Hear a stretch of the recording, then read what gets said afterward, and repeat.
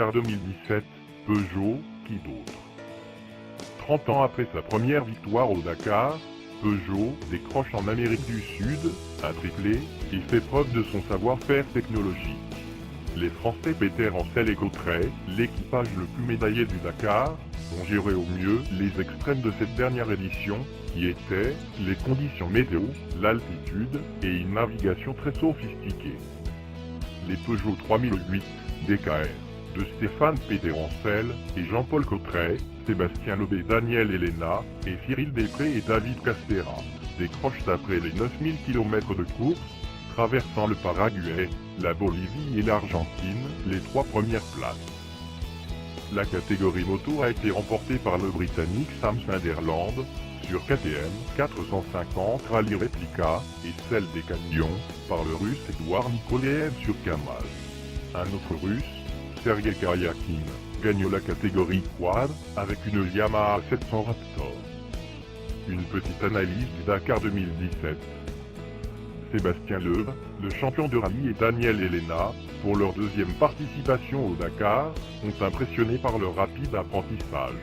Ils ont été l'équipage le plus rapide qui gérait au mieux la balance entre vitesse et navigation sophistiquée. Si ils n'avaient pas perdu 26 minutes, le 4e jour de course pour panne de moteur, ils auraient même eu la victoire en vue. De 2 à 4 roues, Cyril Després et David Castera ont glané de nombreuses victoires en catégorie moto. En 2016, ils passent aux 4 roues et terminent au 7e rang. Cette année, ils progressent encore et terminent en 3e place. Vouée au succès, la Peugeot 3008 DKR succède à la 2008 DKR et décroche d'entrée le triplé de ce marathon, réputé le plus dur des rallye raids au monde. Traction arrière, atout majeur. En tant que 2 roues propulsion, la 3008 DKR a battu les concurrents à traction intégrale, prouvant que le choix technologique de l'équipe française était le bon.